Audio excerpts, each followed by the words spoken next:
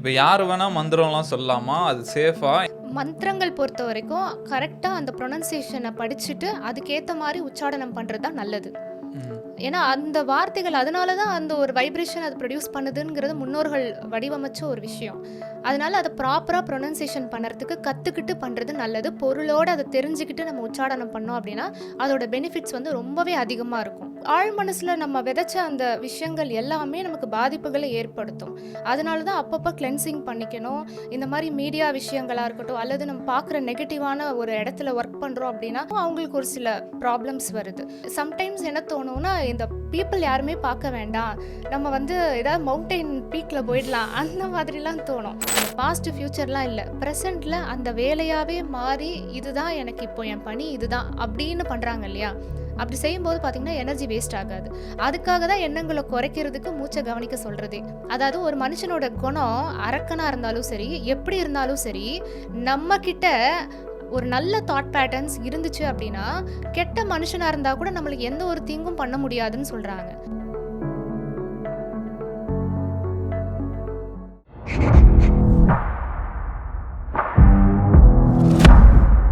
Alright boys, welcome back to the show. இன்றைக்கி எபிசோடில் வந்து நம்ம மைண்டை பற்றி தான் பேச போகிறோம். ஏன்னா நம்ம ஹியூமன்ஸாக பிறக்கும் போது எல்லோரும் ஈக்குவலாக தான் பிறக்கிறோம். ஆனால் சில பேர் மட்டும் அவங்களோட ஹியூமன் பொட்டன்ஷியலை ஹையஸ்ட் லெவலில் எடுத்துகிட்டு போகிறாங்க. அதுக்கு முக்கியமான காரணம் மைண்டுன்னு நினைக்கிறேன். இன்றைக்கி எபிசோடில் வந்து mind, mind set, energy, law of attraction, manifestation, அந்த மாதிரி நிறைய விஷயம் பார்க்க போகிறோம். இன்றைக்கி நம்ம கூட வந்து தற்சார்பு வாழ்க்கை யூடியூப் சேனலோட செல்வசுந்தரி மேம் நம்ம கூட இருக்காங்க. Hi ma'am, welcome to wisdom talks podcast. Thank you for inviting me. எப்படி இருக்கீங்க? நல்லா இருக்கேன், நீங்கள் எப்படி இருக்கீங்க? நல்லா இருக்கேன் மேம்.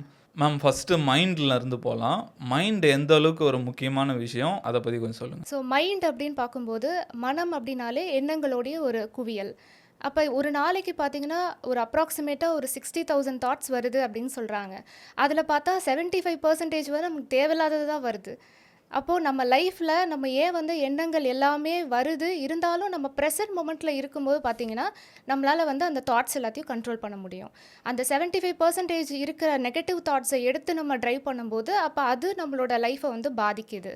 ஸோ மைண்ட் அப்படிங்கும்போது தாட்ஸ் தான் நமக்கு எவ்ரிடே வந்துட்டுருக்கு. அதில் நமக்கு தேவையானதை மட்டும் நம்ம எடுத்துக்கும்போது நம்ம லைஃபுக்கு வந்து ஒரு ப்ரொடக்டிவாக இருக்குது. தேவையில்லாத விஷயங்களை யோசிச்சுட்டே இருக்கிறது, ஒரு ஒர்க்கு பண்ணிகிட்டு இருக்கும்போதே நமக்கு பேக்ரவுண்டில் பார்த்திங்கன்னா ஏதாவது ஒரு தாட்ஸ் வந்துகிட்டே இருக்கும். அப்போ அதுக்கெல்லாம் இம்பார்ட்டன்ஸ் கொடுத்துட்டு நம்ம பண்ணுற ஒர்க்கை நம்ம வந்து மிஸ் பண்ணும்போது அப்போ தான் நமக்கு வந்து லைஃப்பில் ஒரு பாதிப்புகள் வருது. நிறைய பேருக்கு நெகட்டிவ் திங்கிங்லாம் இருக்குது. ஏதாவது அவங்களுக்கு வந்து இந்த மாதிரி நடந்துருமோ, இல்லை ஃப்யூச்சரில் இப்படி ஆகிடுமோ. ஏன்னா பாஸ்ட்டில் அவங்களுக்கு ரெஃபரன்ஸ் இருக்குது, ஏற்கனவே அப்படி நடந்திருக்கு. பாஸ்ட்லனா நம்ம சைல்டுஹுட் ட்ராமாவாக இருக்கலாம், அல்லது ஏதாவது லைஃப்பில் அவங்க ஃபேஸ் பண்ண ஒரு சில நெகட்டிவான விஷயங்கள். ஸோ அதெல்லாம் அவங்களுக்கு யோசிக்கும்போது மறுபடியும் ரிப்பீட் ஆகிடுமோ அப்படின்னு ஒரு பயம். ஸோ ப்ரெசன்ட் மொமெண்ட்டில் இருக்கும்போது பிரச்சனை இல்லை. நம்ம எப்போ வந்து பாஸ்ட்லேருந்து எடுத்து ஃப்யூச்சருக்காக பயப்படுறோமோ அப்போ தான் அது பிரச்சனையாக வருது. சரி, இப்போ பாஸ்ட்லேயே எனக்கு எந்த பிரச்சனையும் இல்லை, நான் வந்து நல்லா தான் இருந்திருக்கேன், அப்பையும் சில பேருக்கு வந்து பார்த்திங்கன்னா ஒரு நெகட்டிவான திங்கிங் வருது. ஸோ அதுக்கு ரீசன் என்ன அப்படின்னா அவங்க பார்த்து வளர்கிற சூழ்நிலை, பேரண்டிங், அவங்களோட லைஃப்பில் பார்க்குற விஷயங்கள், ஈவன் மீடியா கூட. இப்போ நியூஸ் சேனல் பார்த்துட்டே இருக்கிறாங்க, அவங்களுக்கு வந்து ஒரு நெகட்டிவான ஒரு நியூஸ் பார்க்குறாங்க அப்படின்னா கான்ஷியஸ்க்கு தெரியும், ஓகே இது ஒரு நியூஸ் அவ்வளோதான், இது ஒரு ஃபேக்ட் கண்டென்ட் அவ்வளோதான்னு தெரியும். ஆனால் நம்ம சப்கான்ஷியஸ்க்கு வந்து அது தெரியாது. ஏன்னா அது இல்லாஜிக்கல் மைண்டு, அது ரொம்ப ரீசனிங் பண்ணாது, லாஜிக்கலாக யோசிக்காது. எல்லாமே அதுக்கு என்னென்னா நம்ம என்ன கொடுக்குறோமோ அதை அப்படியே ஃபீட் பண்ணிக்கும். ஆனால் கான்ஷியஸ் அப்படி இல்லை, அது பிரித்து பார்க்கும். இது வந்து ஃபேக்ட்டு தான், யாரோ ஒருத்தருக்கு நடந்திருக்குங்கிறதுனால எனக்கும் அப்படி நடக்கணும் அப்படின்னு அவசியம் இல்லை. ஆனால் இந்த சப்கான்ஷியஸ் என்ன பண்ணுன்னா எதையுமே யோசிக்காது, ஜஸ்ட் லைக் தட் எல்லாத்தையும் அப்படியே அது ஃபீட் பண்ணிகிட்டே வரும். அப்போ ஒன்ஸ் இந்த மாதிரி கொடுத்துட்டே இருந்தால் நமக்கு வந்து அந்த ப்ரெசன்ட் மொமெண்ட்டில் இல்லாமலே நம்ம ஒர்க் பண்ணிகிட்டு இருக்கோம். அப்போ இந்த ஆழ் மனசில் நம்ம விதைச்ச அந்த விஷயங்கள் எல்லாமே நமக்கு பாதிப்புகளை ஏற்படுத்தும். அதனால தான் அப்பப்போ கிளென்சிங் பண்ணிக்கணும். இந்த மாதிரி மீடியா விஷயங்களாக இருக்கட்டும், அல்லது நம்ம பார்க்குற நெகட்டிவான ஒரு இடத்துல ஒர்க் பண்ணுறோம் அப்படின்னா, எஸ்பெஷலி அட்வொகேட்ஸாக இருக்கிறவங்க, டாக்டர்ஸாக இருக்கிறவங்க, இவங்கெல்லாம் வந்து எப்போவுமே அந்த ஒரு நெகட்டிவான ஒரு அட்மாஸ்ஃபியர், எப்போவும் ஒரு டிசீஸ் பற்றின விஷயங்கள், அப்போ அதவே பார்த்துட்டு அதவே அவங்க வந்து அவங்க லைஃப்பில் கோத்ரூ பண்ணிகிட்டு இருக்கும்போதும் அவங்களுக்கு ஒரு சில ப்ராப்ளம்ஸ் வருது.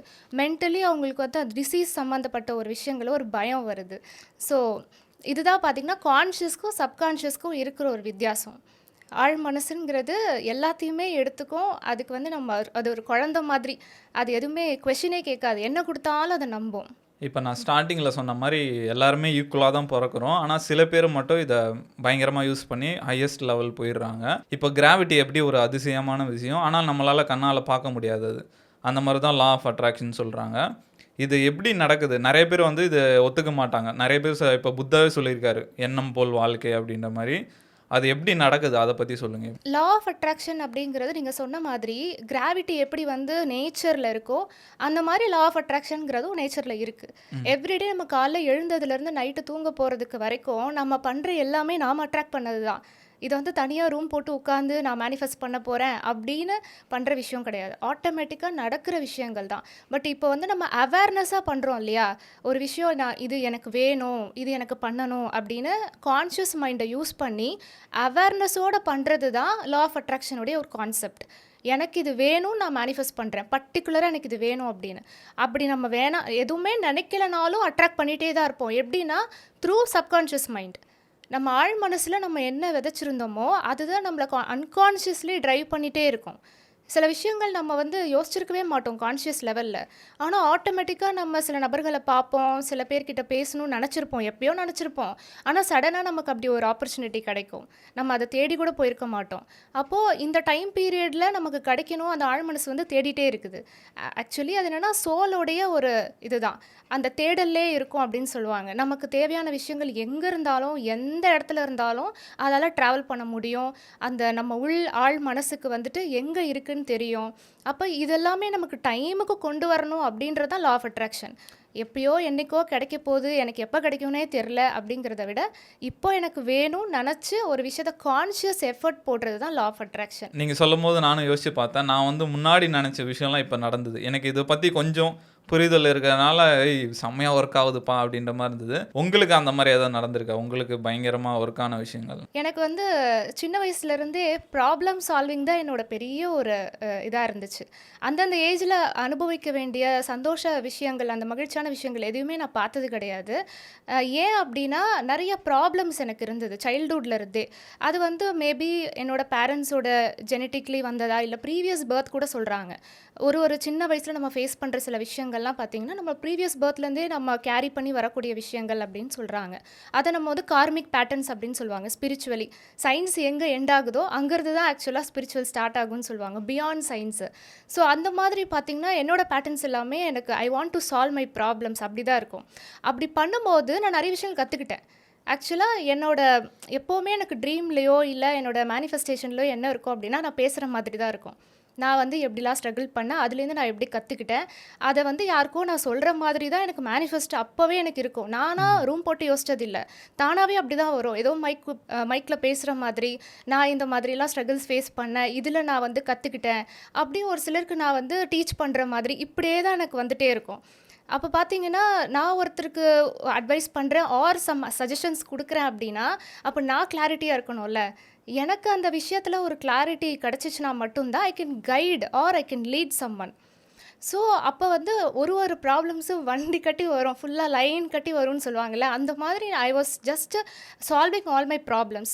அப்போ தான் எனக்கு ஒரு சில விஷயங்கள் தெரிஞ்சுச்சு. நாம ஏன் வந்து சில விஷயங்கள் நம்ம இப்படி நெகட்டிவா அட்ராக்ட் பண்றோம். Either relationship or career oriented or ஏதாவது நம்ம அகடமிக்ஸ் பண்ணணும்னு நினைக்கிற விஷயங்கள். ஸோ இது எல்லாமே ஏன் எனக்கு ஒரு பிளாக் வருது? ஏன் எனக்கு ஒரு ஸ்ட்ரகிள் வருது? அதெல்லாம் நான் யோசிக்கும்போது then I get to know okay இந்த மாதிரி சில பிளாக்கேஜஸ் நமக்கு இருக்கு. ஒரு மேனிஃபெஸ்டேஷன் நல்ல விஷயம் பண்றோம் அப்படின்னா, அதுக்கு ஒரு பிளாக்கேஜஸ் இருக்கும்.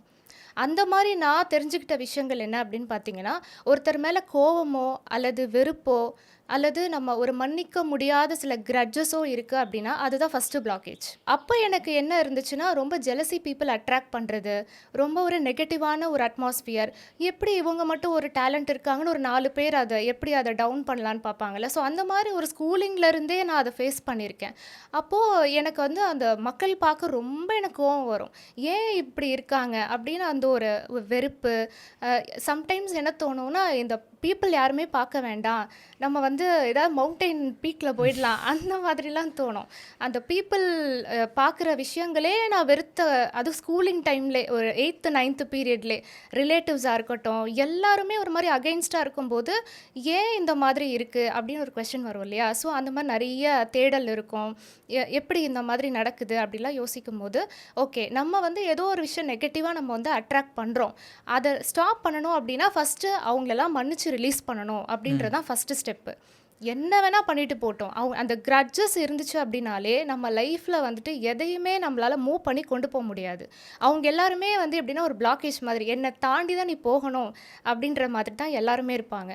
ஒவ்வொருத்தராக கிளியர் பண்ணேன். ஓகே, அவங்க என்ன வேணால் பண்ணிட்டு போட்டோம், நம்ம மன்னிச்சு அந்த ஃபர்கிவ்னஸ் மெடிடேஷன் இருக்குது, ஹோபோனோபோனோ மெடிடேஷன் இருக்குது. ஸோ அந்த மாதிரி அவங்க அப்படி நடந்துக்கிறதுக்கு காரணம் நம்மளோட பேட்டர்ன்ஸ் தான். நம்மக்கிட்ட தாட் பேட்டர்ன்ஸ் இல்லாமல் யாருமே அந்த மாதிரி வெளியில் வந்து பிஹேவ் பண்ண மாட்டாங்க. ஒருத்தர் ஜெலஸியாக ஃபீல் பண்ணுறாங்க அப்படின்னா எனக்குள்ள ஒரு செல்ஃப் டவுட் இருக்குன்னு அர்த்தம். இப்போ பேட்டர்ன்ஸ்னு சொன்னீங்க, இப்போ தாட்ஸ்லேயே நிறைய வகையான பேட்டர்ன்ஸ் இருக்கா? தாட் பேட்டர்ன்ஸ் அப்படின்னு அது எதை சொல்கிறேன் அப்படின்னா எனர்ஜி, நம்மளோட எண்ண பதிவுகள்னு சொல்லுவோம். அதை சில பேர் கார்மிக் பேட்டர்ன்ஸ்னும் சொல்லுவாங்க, கர்மாஸ்லேருந்து வரக்கூடியது. அதில் ஸ்பிரிச்சுவலி பார்த்தீங்கன்னா ஆகாமிய கர்மா, சஞ்சித கர்மா, பிராரப்த கர்மான்னு 3 விஷயங்கள் இருக்குது. அந்த பதிவு நமக்குள்ளே இருந்தால் மட்டும்தான் இப்படிப்பட்ட சூழ்நிலை, இப்படிப்பட்ட மனிதர்கள் நம்ம அட்ராக்ட் பண்ணுவோம். இப்போ நீங்கள் சொல்லும் போது ஒரு விஷயம் சொன்னீங்க, நம்ம முன்னாடி பர்த்லேருந்து கூட நம்ம வந்திருக்கோம் அப்படின்ட்டு. இப்போது என்ன சொல்கிறாங்கன்னா, நம்ம ஃபேமிலியில் முன்னாடி யாருக்காவது ஏதோ ஒரு பிரச்சனை, ஏதோ ஒரு ஏவல் பில்லி சூனியம் அந்த மாதிரி வச்சுருந்தா கூட அது நம்மளுக்கு வருன்றாங்களே, அதெல்லாம் உண்மையா? அதாவது ஜெனட்டிக்கலி இருக்கக்கூடியது தானே, நம்ம வந்து முன்னோர்கள் கிட்டேருந்து தான் நம்மளோட ஜீன்ஸ் எல்லாமே பாஸ் ஆன் ஆகுது. ஸோ இது ஸ்பிரிச்சுவல் சயின்ஸில் வந்து பார்த்திங்கன்னா ப்ரீவியஸ் பர்த்தில் இருக்கக்கூடிய விஷயங்கள், நம்ம வந்து என்ன மாதிரி வாழ்ந்தோம், எப்படிப்பட்ட சூழ்நிலை, அதுலேருந்தும் நமக்கு வரும். ப்ளஸ் நம்மளோட பேரண்ட்ஸ், அவங்களோட முன்னோர்கள் 5 ஜென்ரேஷனுடைய அந்த பதிவுகள் எல்லாமே நம்மளுடைய சோலில் இருக்கும். ஸோ அதுதான் நம்மளோட தாட் பேட்டர்ன்ஸாகவும் வருது. ஒரு எண்ணம் வருது அப்படின்னாலே நமக்குள்ளே அந்த பேட்டர்ன் இருக்க போய் தான் அப்படி ஒரு எண்ணம் வருது. சம்டைம்ஸ் திடீர்னு ஏதோ ஒரு விஷயங்கள் நமக்கு தோணும், அது வந்து அந்த ப்ரீவியஸ் பர்த்தோட எக்ஸ்பீரியன்ஸ்லேருந்து கூட நமக்கு அந்த மாதிரி எண்ணங்கள் வரலாம். இப்போ நம்ம தாட்ஸ் வந்து எக்கச்சக்கமாக வந்துகிட்டே இருக்கும், அது நம்மளுக்கு கான்சியஸாக நம்ம யோசிக்கவே மாட்டோம். இப்போ நம்ம குளிக்கும் போது கூட குளிக்கிறத விட்டு நம்ம வேறு ஏதோ யோசிச்சுட்டு இருப்போம், அடுத்து என்ன பண்ண போகிறோம் அப்படின்ற மாதிரி. நம்ம எப்படி தாட்ஸை வந்து கண்ட்ரோல் பண்ணுறது, நல்ல தாட்ஸாகவே வச்சுக்கிறது எப்படி, நம்ம அந்த தாட்ஸை ஐடென்டிஃபை பண்ண முடியுமா? இது வந்து எப்படின்னா ஒவ்வொரு மனுஷங்களுக்குமே பார்த்தீங்கன்னா நெகட்டிவாக இருக்கிறது, ஓவர் திங்கிங் ஹேபிட்ஸ், இது எல்லாமே இருக்கும் தான். ஆனால் நம்ம கான்ஷியஸ் எஃபர்ட் போட்டுக்கிட்டே இருக்கணும். எவ்ரிடே அது ஒரு ஒரு ஒர்க் மாதிரி. ஒரு சும்மா ஒரு நாள் பண்ணேன், அதுக்கப்புறம் நான் பண்ணாமல் போயிட்டேன், இது ஒரு எக்ஸசைஸ் மாதிரிலாம் கிடையாது. எவ்ரிடே நம்ம ப்ரீத்திங் எப்படி பண்ணுறோமோ அந்த மாதிரி கான்ஷியஸ் எஃபர்ட் போட்டுகிட்டே இருக்கணும். எப்படி போடணும் அப்படின்னா, நம்ம ப்ரீத்திங் அப்சர்வேஷன் பண்ணலாம், நம்ம என்ன தாட்ஸ் நமக்கு வந்து வருது அப்படின்னு நம்ம அதை வந்து கவனிக்க ஆரம்பிக்கலாம். எப்போ நம்ம வந்து அவேர் ஆகுறோமோ, நமக்கு இப்படி ஒரு தாட்ஸ் வருது, நமக்கு இந்த மாதிரி எண்ணங்கள் வருதுன்னு அவேர்னஸ் வந்தால் மட்டும்தான் நம்ம அடுத்த ஸ்டெப்புக்கே போக முடியும். அதுக்கான எஃபர்ட் போடணும். கான்ஷியஸ் எஃபர்ட் எப்படி போடலான்னா, மூச்சு காற்றை கவனிக்கலாம். நம்ம ஒன்ஸ் மூச்சு காற்றை கவனிக்க ஆரம்பித்தாலே அலப்பாஞ்சிட்டு இருக்கிறதெல்லாம் ஒரு பக்கம் அப்படியே வந்துடும், மனம் வந்து ஒடுங்கிரும். கண்டினியூஸாக அந்த மூச்சு காற்று நீங்கள் வேலை செஞ்சுட்டு இருக்கும்போது கூட பண்ணலாம், பேசும்போது பண்ணலாம். அந்த கான்சென்ட்ரேஷன் வந்து பார்த்திங்கன்னா ஃபோக்கஸ்டாக இருக்கும், எங்கேயுமே வேற எங்கேயும் போகாது. அந்த வேலையாகவே மாறி செய்கிற ஒரு தன்மை இருக்கும்ல, அது வேறு லெவலில் இருக்கும். அது அனுபவிச்சாதான் தெரியும். அந்த ஆர்ட் ஃபார்ம்ஸ்லாம் பண்ணுறவங்க ட்ராயிங்லாம் பண்ணுவாங்க, அந்த ஓவியமாகவே மாறுறதுன்னு ஒரு விஷயம் இருக்குல்ல, அது வந்து அது என்ன சொல்கிறதுனா அந்த எஃபர்ட்லெஸ்ஸாக பண்ணுறது, தானாக அந்த நடனமாகவே மாறுறது, அந்த டான்சிங் அப்படின்ற அந்த பிரிவே இருக்காது, கரைஞ்சிருவாங்க வேலையில். ஸோ அதுதான் அவேர்னஸ். அந்த விழிப்புணர்வோடு நம்ம பண்ணும்போது பார்த்திங்கன்னா அந்த வேலையாகவே மேர்ஜ் ஆகிடுறது. இப்போ நிறைய பேர் ஃபீல்டில் வந்து எப்படி இவ்வளோ ஒரு சக்ஸஸ்ஃபுல்லாக இருக்காங்க அப்படின்னு பார்த்திங்கன்னா, அவங்க அதிலே மேர்ஜ் ஆகிடுவாங்க, அவங்களுக்கு அந்த பார்ட்டிஷனே இருக்காது. இப்போ நடிக்கிறவங்க ரொம்ப பீக்கில் நல்லா சூப்பராக பண்ணுறாங்க அப்படின்னா, நடிப்பு வேறு நான் வேறு இல்லை, அந்த நடிப்பாகவே மாறுறது. அந்த மாதிரி ஒரு மர்ஜிங் ஸ்டேட் வந்து அவேர்னஸ் கொடுக்கும். அப்படி பண்ணும்போது பார்த்திங்கன்னா உங்களுக்கு எனர்ஜி வேஸ்டேஜ் ஆகாது. ரொம்ப உங்களுக்கு வந்து அந்த விஷயம் பண்ணுறதுனால எனர்ஜி வந்து குறையுதுன்னு இருக்காது, அப்படியே ஸ்டேட் மெயின்டைன் ஆகும். ப்ளஸ் என்னென்னா கர்மாவில் ஆட் ஆகாதுன்னு சொல்கிறாங்க. நம்ம வந்து ப்ரெசன்ட் மொமெண்ட்டில் இருந்து எந்த ஒரு விஷயம் பண்ணாலுமே அது கர்மா கிடையாது. அப்போது நிறைய விஷயங்கள் நமக்கு வந்து நல்லதாக அட்ராக்ட் பண்ண ஆரம்பிப்போம். கர்மானா என்ன மேம்? நம்மளோட செய்கிற செயல்கள் தான், வேற ஒன்றுமே கிடையாது. கர்மாங்கிறது வந்து பாசிட்டிவ் டீட்ஸும் இருக்குது, நெகட்டிவ் டீட்ஸும் இருக்குது. எல்லாரும் என்ன நினைக்கிறாங்கன்னா கர்மானாலே தப்புன்னு நினைக்கிறாங்க. அப்படி கிடையாது. நம்ம செய்கிற ஒரு ஒரு செயல்களுமே அது பதியுது இல்லையா, அதுதான் கர்மா. அப்படி பதியறதுக்கு ஏற்ற மாதிரி விஷயங்கள் நம்ம அட்ராக்ட் பண்ணுறோம். அது நம்ம நெகட்டிவான விஷயங்களை பதிவு பண்ணோம் அப்படின்னா அப்போ நெகட்டிவாக தான் நம்ம அட்ராக்ட் பண்ணுவோம் இல்லையா. ஸோ அதுதான், வேற ஒன்றும் கர்மானாலே தப்பு, கர்மானாலே நெகட்டிவாக தான் இருக்கும் அப்படி கிடையாது. பண்ணுற ஒரு ஒரு செயல்களும் கர்மா தான். செய்யணும்னு கூட இல்லை, நினச்சாலே கர்மா. இப்போ ஒருத்தரை வந்து நம்ம ஹார்ம் பண்ணுறோம், நம்ம வந்து அவங்கள அடித்தாதான் கர்மா இல்லை, நம்ம அடிக்கணும்னு நினச்சாலே கர்மா. ஏன்னா நம்ம கேள்விப்பட்டிருக்கோம், பூசலார் வந்து கோவில் வெளியில் கன்ஸ்ட்ரக்ட் பண்ணியிருக்க மாட்டார், மனசுக்குள்ளேயே தான் கோவில் கட்டியிருப்பார். அதுக்கு கும்பாபிஷேகத்துக்கு கடவுள் வந்ததாக சொல்லுவாங்க. அந்த மாதிரி மைண்டை பொறுத்த வரைக்கும் உண்மையாக நம்ம செய்கிறோமா அல்லது இமேஜின் பண்ணுறோமா அப்படிங்கிறது தெரியாது. ஸோ மனசளவில் ஒருத்தனுக்கு நம்ம ஒரு துன்பம் விளைவிக்கணும்னு நினச்சாலே அதுவும் செய்கிறதுக்கு சமம்தான். அதனால் மனசுலையும் நம்ம யாருக்கும் வந்து ஒரு தீங்கு செய்கிற மாதிரி கற்பனைகள் செய்யக்கூடாது. நம்ம வந்து என்னதான் நம்ம ஹியூமன் பீயிங்காக இருந்தாலும் நம்ம ஒரு வகையான அனிமல் தான். இந்த ஜெலசி அதெல்லாம் வந்து எல்லாருக்கும் இருக்குது. அது வந்து நம்மளுக்கு கெடுதல் கூட. இப்போ நம்ம இன்னொருத்தனை பார்த்து பொறாமப்படுறது நம்மளுக்கு நம்மளே பாய்சன் கொடுத்துக்கிற மாதிரின்னு சொல்லுவாங்க. அந்த மாதிரி தாட்ஸ் எல்லாம் எப்படி அவாய்ட் பண்ணுறது, அதை எப்படி நம்ம இன்னொருத்தர் பார்த்து கோவப்படுறது, பொறாமப்படுறது, அதெல்லாம் எப்படி கம்மி பண்ணுறது? அதாவது மனிதர்களுக்கு வந்து பார்த்திங்கன்னா விலங்கின பதிவுகள் இருக்கும். நீங்கள் சொன்ன மாதிரி அந்த மிருகங்களுக்கு என்ன குணங்கள் இருக்கோ எல்லாமே மனிதர்களுக்குள்ளே இருக்குது. எவல்யூஷனில் தான் நம்ம வந்திருக்கோம். நம்மளோட சஞ்சித கர்மா அப்படின்னு சொல்லுவோம் ஸ்பிரிச்சுவல் சயின்ஸில். அதில் பார்த்திங்கன்னா ஹோல் நம்மளுடைய எல்லாமே இருக்கும். ஒரு மலையாக இருந்திருப்போம் ஏதோ ஒரு பிறவியில், அந்த மலைக்கு இருக்கிற தன்மை நம்மகிட்ட இருக்கும். ஒரு நீராக இருந்திருப்போம், ஒரு கடலில் இருக்கிற ஒரு துளி நீராக இருந்திருக்கலாம், அதனுடைய தன்மை இப்பயும் நமக்கு இருக்குது. அதே மாதிரி தான் மிருகங்களுடைய தன்மை நம்மகிட்ட இருக்குது. அது எப்போ நம்ம பார்க்கலான்னா கோவப்படும் போது, என்ன இப்படி ஒரு அப்படியே சிங்கம் மாதிரி கத்துற, இப்படி பண்ணுற, அந்த மாதிரி சொல்லுவாங்க இல்லையா. ஸோ அந்த அனிமல்ஸோடைய ரெஃபரன்ஸ் ஏன் எடுக்கிறாங்க அப்படின்னா நம்ம எல்லாருக்குமே விலங்கின பதிவுகள் இருக்குது. அதை எப்படி வந்து நம்ம போக்கிக்கிறது, அதை எப்படி அவேர்னஸாக கொண்டு வர்றது, மாற்றிக்கிறது அப்படின்னா மெடிடேஷன் தான். நம்ம தியானம் பண்ண நம்மளுடைய அந்த அன்கான்ஷியஸாக நமக்கு இருக்கக்கூடிய பேட்டர்ன்ஸ் என்னங்கிறது தெரிஞ்சிடும். அதை சர்ஃபேஸுக்கு வர ஆரம்பிச்சிடும். நம்ம இதுதான் பண்ணுறோம், இதுதான் நம்ம தப்பு பண்ணுறோம் அப்படிங்கிறது அவேர்னஸாக வரும். அன்கான்ஷியஸ்லி நமக்கு எல்லாமே இருக்குது. பட் ஆனால் நாம் இப்போ என்ன பண்ணிகிட்ருக்கோம், என்ன நடந்துகிட்ருக்குறோம், என் வாழ்க்கையில் என்ன நடந்துகிட்ருக்கு, நம்ம எப்படி அதை வந்து ஒரு மனுஷனை எப்படி ட்ரீட் பண்ணுறோம் அப்படிங்கிறது எல்லாமே அவேர்னஸ் எப்போ வரும்னா மெடிடேட் பண்ணால் வரும். ஏன்னா மெடிடேஷன் பண்ணும்போது தான் ஃப்ரீக்குவன்சி குறையுது. இப்போ 40 ஹர்ட்ஸில் சைக்கிள்ஸ் பெர் ஹர்ட்ஸ்ன்னு சொல்லுவாங்க. அந்த அளவுக்கு நம்ம வந்து ஒரு நார்மல் லைஃப்பில் இருக்கோம். அப்படி நார்மல் லைஃப்பில் இருக்கும்போது பார்த்திங்கன்னா நாம் எப்படி பேசுகிறோம், ஒருத்தட்ட கோவப்படுறதா இருக்கட்டும், அந்த ஒரு வேகத்தில் பேசுகிறது, அப்போது நிதானம் இழந்துடுறோம்ல. பேசி முடித்ததுக்கப்புறம் யோசிக்கிறோம், ஐயோ நான் அப்படி பேசியிருக்கக்கூடாது, நாம் ரொம்ப ஹார்ஷாக பிஹேவ் பண்ணிட்டோம். அப்போ ஏன் பேசும்போது நமக்கு தெரிய மாட்டேங்குது, நம்ம பேசி முடிச்சுட்டு வந்ததுக்கப்புறமா நம்ம யோசிக்கிறோம். ஏன்னா அவேர்னஸ் இல்லை. நம்ம கோபம் படும்போது இவங்கக்கிட்ட இப்படி தான் நான் பேசுகிறேன் அப்படின்னு விழிப்புணர்வு இல்லை. பேசி முடிச்சுட்டு நிதானத்துக்கு வரோம், அப்போது அந்த பீக்கில் இருந்ததெல்லாம் அப்படியே குறையுது. நிதானத்துக்கு வந்ததுக்கு அப்புறமா நம்ம யோசிக்கிறோம் நம்ம அப்போ பண்ணது தப்பு அப்படின்னு. அப்போ அந்த விழிப்புணர்வோடு இருக்கிறப்ப நம்மளால் வந்து அந்த விலங்கின பதிவுகளை ஐடென்டிஃபை பண்ணி அதை சரி பண்ண முடியும். அதுக்கு தியானம் வந்து ரொம்ப முக்கியமான ஒரு பங்கு வகிக்குது. இதை நம்ம தெரிஞ்சுக்கும் போது, ஓ இப்படிலாம் இருக்கா, இவ்வளோ சிம்பிள் மேட்டர் தானே அப்படின்ற மாதிரி இருக்குது. ஆனால் இதெல்லாம் ஏன் ஒரு பப்ளிக் க்ரௌடுக்கு தெரிய மாட்டேங்குது? ரொம்ப சக்ஸஸ்ஃபுல் பீப்புள் மட்டும்தான் தெரிஞ்சு வச்சுருக்க மாதிரி இருக்குது. அது ஒரு சீக்ரெட்டாகவே வச்சுருக்காங்களே. இது சீக்ரெட் அப்படின்னு சொல்கிறத விட யாருக்கு பிராப்தம் இருக்கோ அவங்களால மட்டும்தான் தியானமே செய்ய முடியுது. இது வந்து ஒரு பிரச்சாரம் பண்ணியோ, நீங்கள் எல்லாரும் தியானம் பண்ணி உங்கள் தன்னை நீங்கள் அறிந்து கொள்ளணும் அப்படின்னு நிறைய பேர், இப்போ விவேகானந்தராக இருக்கட்டும், எல்லாருமே அந்த விஷயங்கள் வந்து பண்ணியிருக்காங்க.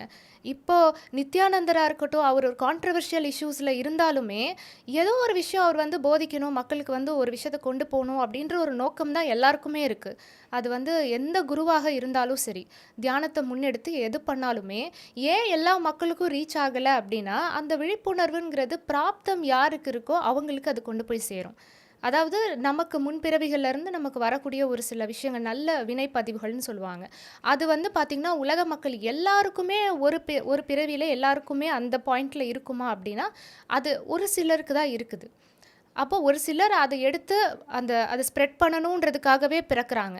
அவங்கெல்லாம் இன்னும் பிஃபோர் அந்த ப்ரீவியஸ் பர்த்தில் இருந்தே அவங்க அந்த பணிகளில் இருந்ததுனால இப்போ அவங்களுக்கு வந்து டீச் பண்ணுற ஒரு வாய்ப்பு கிடைக்கிது. ஸோ இந்த உலகம் இயங்குறதே பார்த்திங்கன்னா எல்லாமே இருக்கணும். எல்லாருமே புத்தராக இருக்க முடியாது. ஒரு சமநிலை இருக்கணும். ஒருத்தர் போதிக்கிறதுக்கு இருப்பாங்க, ஒருத்தர் வந்து அதை கேட்கறதுக்கு இருப்பாங்க, ஒருத்தர் வந்து அதுக்கு அகெயின்ஸ்டாக இருப்பாங்க. இவங்களை எப்படி வந்து கீழே இறக்கலான்னு ஒரு குரூப் இருக்கும். இப்படி எல்லாமே கலந்தது தான் இந்த உலகம். அப்போ தான் இயங்க முடியும். கம்ப்ளீட்டாக எல்லாமே புத்தர் ஆயிட்டாங்க அப்படின்னா இயங்க முடியாது.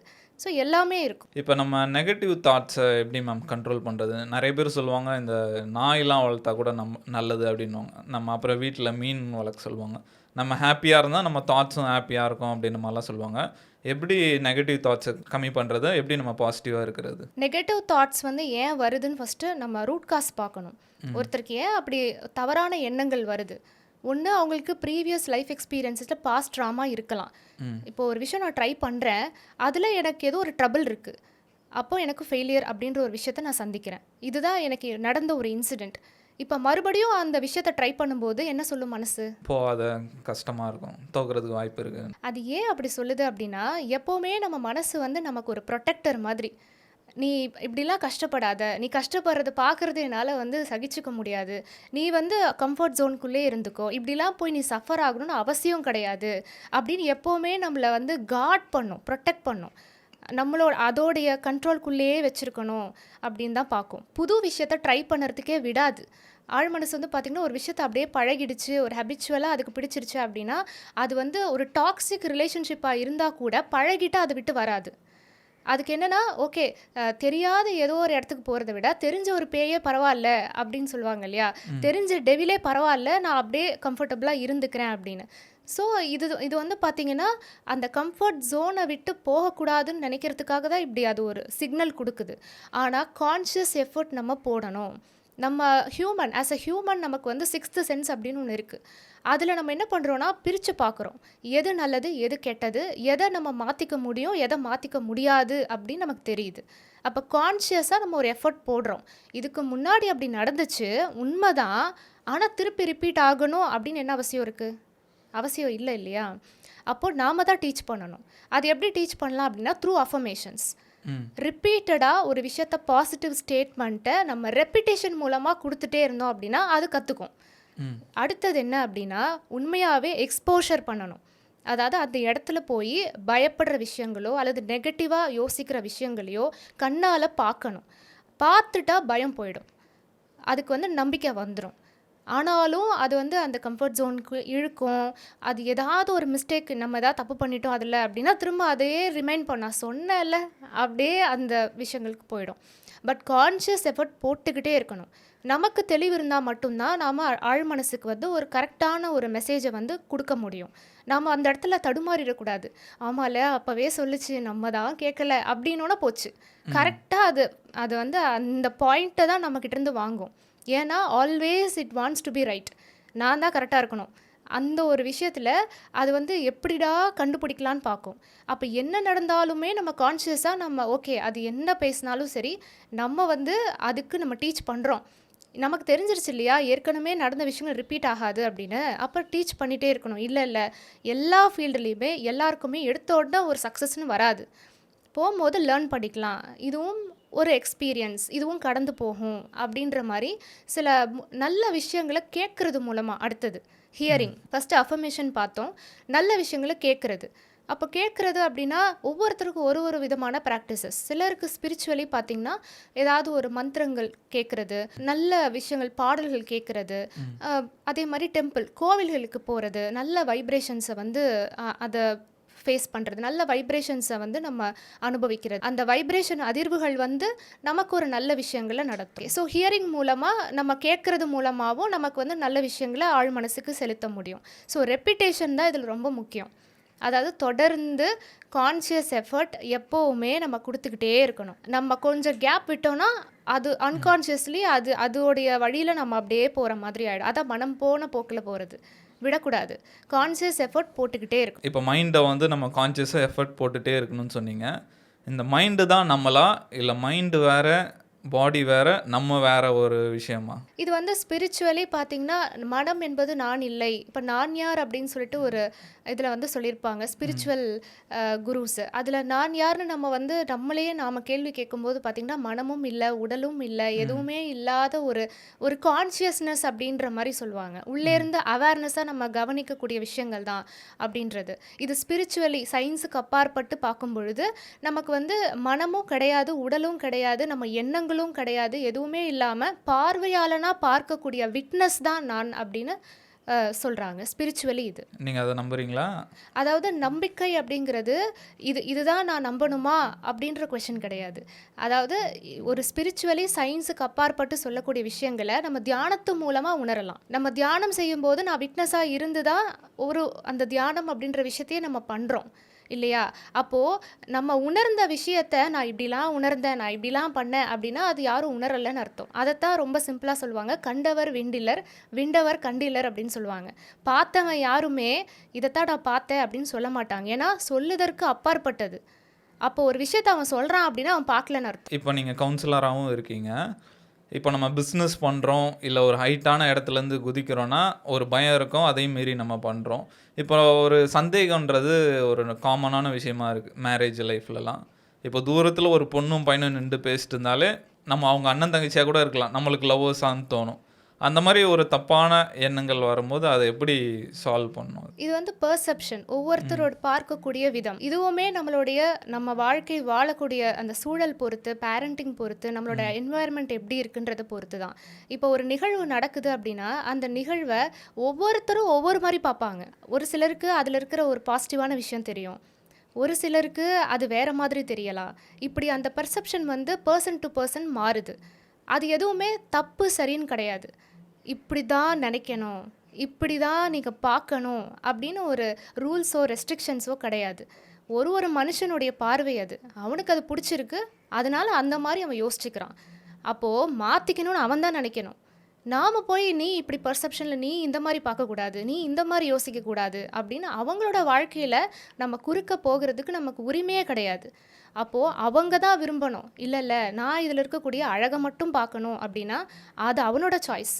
நீ வந்து அழக மட்டும் தான் பார்க்கணும். நீ வந்து இப்படி பார்க்கக்கூடாது அப்படின்னு ஒருத்தரை நம்ம வந்து மாத்துறதுக்கோ, அல்லது இன்ஸ்ட்ரக்ட் பண்றதுக்கோ நமக்கு அந்த உரிமையே கிடையாது. இப்போ மேனிஃபெஸ்டேஷன் பத்தி பார்க்கலாம் மேம். எப்படி மேனிஃபெஸ்ட் பண்றது? மேனிஃபெஸ்ட் பண்றதுக்கு தேவையான முக்கியமான குவாலிட்டீஸ்லாம் என்ன? ஓகே. ஸோ நம்ம ஒரு விஷயத்த அட்ராக்ட் பண்ணணும் அப்படின்னாலே, ஃபர்ஸ்ட் நம்ம அபண்டன்ஸியா இருக்கணும். அபண்டன்ட் ஃபீல் இருக்கணும்.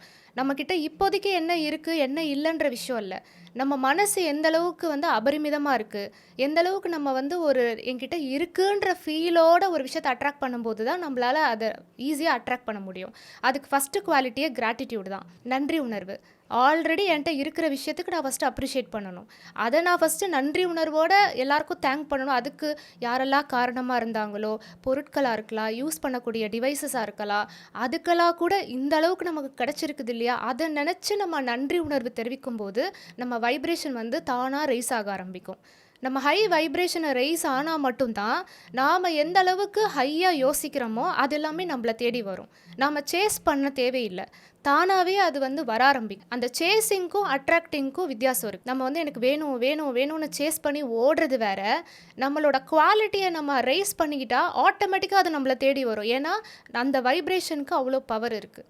ஸோ கிராட்டிடியூட் அப்படின்றது ரொம்ப முக்கியம். ஆல்ரெடி நம்மக்கிட்ட என்ன இருக்கோ அதுக்கு ஃபஸ்ட்டு நன்றி உணர்வோடு இருக்கணும். அடுத்தது பார்த்தீங்கன்னா கிரட்ஜஸ் இருக்கக்கூடாது. அதாவது இவன் சரியில்லை, அவன் சரியில்லை அப்படின்னு கம்ப்ளைண்ட் பண்ணுறது, எப்போவுமே ஏதோ ஒரு விஷயத்த வந்து புலம்பிகிட்டே இருக்கிறது. இப்படி ஒரு கம்ப்ளைண்ட் மோடுக்கு போனோம் அப்படின்னாலே வைப்ரேஷன் லோ ஆகிடும். திரும்ப நம்ம வந்து நார்மல் ஸ்டேட்டுக்கு வந்துடும். அப்புறம் நல்ல விஷயங்கள் நம்மளால் அட்ராக்ட் பண்ண முடியாது. அடுத்தது பார்த்திங்கன்னா, நமக்கு வந்து ஒரு சக்ஸஸ் வேணும் அப்படின்னா, எனக்கு மட்டும் இது நடக்கணும் அப்படின்னு குறுகிய ஒரு மனப்பான்மையோடு பார்த்தோம் அப்படின்னா சின்ன லெவலில் தான் கிடைக்கும்.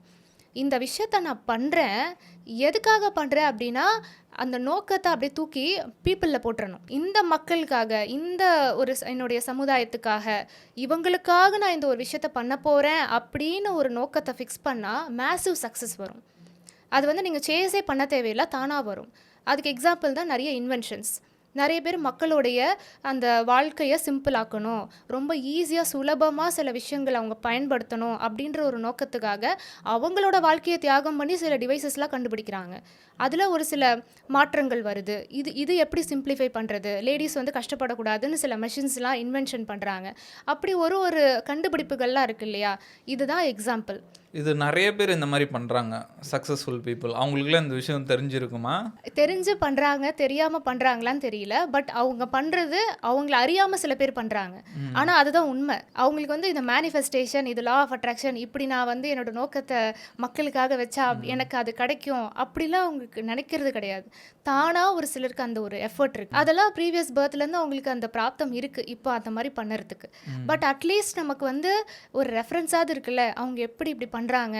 அப்போ அதுலேருந்து நம்ம வந்து ஒரு எக்ஸாம்பிள் எடுத்து ஒரு ரோல் மாடல் எடுத்து நம்ம அப்ளை பண்ணிக்கலாம். நான் ஒரு யூடியூபர் பார்த்தேன், ஜேக் பால்ன்ட்டு. அவர் வந்து நார்மல் யூடியூபராக இருந்தார். ஒரு கட்டத்துக்கு மேலே அவர் என்ன பண்ணாருன்னா, இந்த ஐவாஸ்கோ செரமனி அப்படின்னு ஒன்று இருக்குது. இப்போ அமேசான் கார்டில் போயிட்டு அவங்க ஒரு கஷாயம் மாதிரி கொடுப்பாங்க. இப்போ மஷ்ரூம்லாம் சொல்கிறாங்க, ஒரு போதை பொருள். அது சாப்பிட்டா ஒரு நம்மளுக்கு ஒரு சைக்காடலிக் இது மாதிரி ஆகும், எனக்கு எண்ணங்கள்லாம் நிறையா வந்தது அப்படின்னு மாதிரி சொன்னாங்க. அப்போ அவருக்கு தோணிச்சான், பாக்ஸிங் பண்ணலாம், பாக்ஸிங்கை வந்து பெரிய லெவலில் எடுத்துகிட்டு போகணும், மக்களுக்கு இதை ஏதாவது ஒரு பெருசாக பண்ணணும்னு நினைக்கிறேன் அப்படின்ற மாதிரிலாம் சொன்னார் அவர். மேபி அவர் அந்த கான்ஷியஸ்னஸ் அவருக்கு இருந்திருக்கும்னு நினைக்கிறேன். நிறைய பேருக்கு வந்து தெரிஞ்சும் பண்ணுறாங்க. சிலர் வந்து அது தெரியாமல் அவங்களுக்கு வந்து ஆட்டோமேட்டிக்காகவே அது வருது. அதெல்லாம் ஞானத்தோட பிறக்கிற ஒரு சிலர் வந்து பார்த்திங்கன்னா அவங்களுக்கு அது இன்பில்ட்டாகவே இருக்குது. பிறக்கும் போதே அவங்களுக்கு அந்த ஞானம்ங்கிறது கிடைக்கிது. நம்ம நோக்கத்தை வந்து நம்ம வேற ஒரு பீப்புளுக்கோ இல்லை வேற ஒரு குரூப்புக்கோ நம்ம வச்சுருந்தோம் அப்படின்னா நமக்கு வந்து ஃபோக்கஸ் பண்ணும்போது குறுகிய இதில் பண்ணும்போது சக்ஸஸ் வரும், வராதுன்னெலாம் இல்லை. பட் ஆனால் ஒரு குரூப் ஆஃப் பீப்புளுக்காக நான் ஒரு விஷயம் பண்ணுறேன் அப்படிங்கும்போது ஆட்டோமேட்டிக்காக அது தானாகவே நடக்கும். டாக்டர்ஸு, அட்வொகேட்ஸு, ஜட்ஜஸ்ஸு, இவங்கெல்லாம் மோஸ்ட்லி பீப்புளுக்காக தான் ஒர்க் பண்ணுறாங்க. ஸோ அவங்களோட இன்டென்ஷன் என்னென்னா சொசைட்டிக்கு வந்து ஒரு சர்வீஸ் பண்ணணும், அவங்களுக்கு ஏதாவது ஒரு நல்ல விஷயம் பண்ணணும். அந்த டிசீஸ்க்கு வந்து நிறைய டிசீஸ்க்கு இன்னைய வரைக்கும் வந்து அந்த ரிசர்ச்லாம் பண்ணிகிட்ருக்காங்க. மெடிசின்ஸாக இருக்கட்டும், அதெல்லாம் இன்னும் அட்வான்ஸ்மெண்ட்டாக எப்படி பண்ணுறதுன்னெலாம் ஒரு சில டீம் வந்து யோசிக்கிறாங்க இல்லையா. அவங்கெல்லாம் பார்த்திங்கன்னா அவங்களுக்கு ஆட்டோமேட்டிக்காக சில விஷயங்கள் தானாகவே வரும். அது அந்த தூங்கும்போது கூட சில பேர் கனவுகளில் வந்து அவங்களுக்கு அந்த மருந்து என்னங்கிறதெல்லாம் தெரியுமா. அந்த சித்தர்கள் கூட முன்னாடி காலத்தில் வந்து பார்த்திங்கன்னா அவங்களுக்கு கனவுகளில் வந்து சொல்லுமா அந்த மூலிகைகளே, இந்த டிசீஸ்க்கு இந்த கஷாயம் வச்சு குடிச்சிங்க அப்படின்னா அது க்யூர் ஆகும் அப்படின்றது அவங்களுக்கு கனவுல வருமா. அப்போ எந்த அளவுக்கு அவங்களுக்கு வந்து அந்த ஒரு விஷயத்து மூலியம் மக்களுக்கு ஏதாவது ஒன்று பண்ணணுன்றதுலேயும் ஒரு ஆர்வம் இருந்திருக்கும். அப்போ டெடிக்கேட்டடாக பண்ணும்போது அவங்களுக்கு ட்ரீமில் கூட ஹெல்ப் பண்ணுது. அந்த ஹர்ப்ஸ் வந்து அந்தளவுக்கு இங்கே இருக்குங்கிறது கூட அவங்களுக்கு அந்த கனவு மூலமாகவோ அல்லது ஒரு அவங்களுக்கு உள்ளுணர்வாக தோணுமா. இந்த இடத்துக்கு போனால் இங்கே ஒரு மூலிகை கிடைக்கும், அதை நம்ம இந்த டிசீஸ்க்கு யூஸ் பண்ணோம் அப்படின்னா அது க்யூர் ஆகும் அப்படின்னு தெரியும். இப்போ வைப்ரேஷன்னா என்ன மேம்? இப்போ நம்ம வைப்ரேஷனை எப்படி ஹையராக வச்சுக்கிறது? இந்த சாங்ஸ் எல்லாம் கேட்டால் வைப்ரேஷன் அதிகமாகன்றாங்களா, அதெல்லாம் உண்மையா? அதிர்வுகள் அப்படின்னு சொல்கிறோம். அதாவது நம்ம பார்க்குற ஒரு ஒரு பொருட்களுமே நம்ம வந்து ஒரு ஃபிசிக்கலி பார்க்குறப்ப ஒரு நல்லா கெட்டி பொருள் மாதிரி தான் தெரியுது. பட் ஆனால் அது வந்து பார்த்திங்கன்னா இட்ஸ் மேடப் ஆஃப் ஆட்டம்ஸ். இப்போ நம்மலாம் வந்து செல்களால் ஆகியிருக்கோம். ஒரு ஒரு செல்லுமே ஒரு ஆட்டம்ஸோட குவியல் தான். அப்போ எல்லாத்தையுமே பிரித்தோம் அப்படின்னா கடைசியில் எஞ்சக்கூடியது என்ன அப்படின்னா அது ஒரு எனர்ஜி. எல்லாமே அதிர்ந்து கொண்டே இருக்குன்னு சொல்கிறோம். அதுதான் வைப்ரேட் ஆகுது. நம்மளுடைய பிரபஞ்சமே பார்த்திங்கன்னா ஒரு சுழற்சியில் தானே இருக்குது. ஒரு ஒரு பிளானட்ஸுமே சுற்றிட்டு இருக்கு. அப்போ சுற்றும் போது ஒரு அதிர்வுகள் இருக்கு இல்லையா. அப்போ நம்ம பார்க்கும்போது கெட்டி பொருளாக தான் இருக்குது.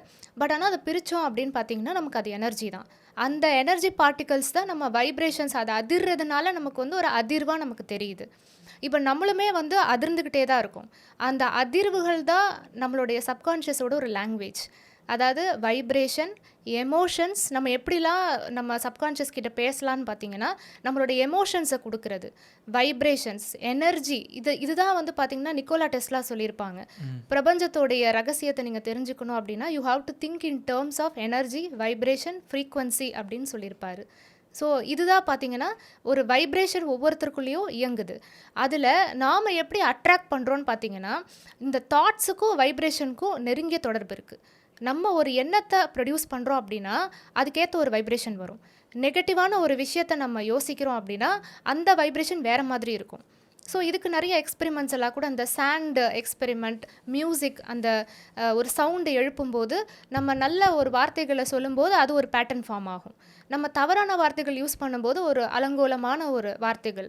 ஸோ மசாட்டோ அப்படின்றவர் வாட்டர் எக்ஸ்பெரிமெண்ட்ல கூட அதை ஆமா. சொல்லியிருப்பாரு. தண்ணி கிறிஸ்டல்ஸ் வந்து எந்த மாதிரி அது மாறுது, நம்ம நல்ல வார்த்தை சொல்லும்போது அழகான ஒரு கிறிஸ்டலாக ம். இருக்கும், நம்ம தவறான வார்த்தைகள் சொல்லிக்கிட்டே இருக்கும்போது அது வந்து ரொம்ப அலங்கோலமான ஒரு ஸ்ட்ரக்சரை வந்து ப்ரொடியூஸ் பண்ணுது. அதே மாதிரி தான் ஒரு எக்ஸ்பெரிமெண்ட்டில் வந்து பார்த்தீங்கன்னா முள் செடி இருக்கக்கூடிய ஒரு ரோஜா செடிக்கிட்ட ரொம்ப அழகாக அந்த அன்பை தெரிவிக்கிற மாதிரி சில வார்த்தைகள் சொல்லும்போது அது வந்து முள் இல்லாமலே ஆகுதுன்னு சொல்கிறாங்க வளரும்போது.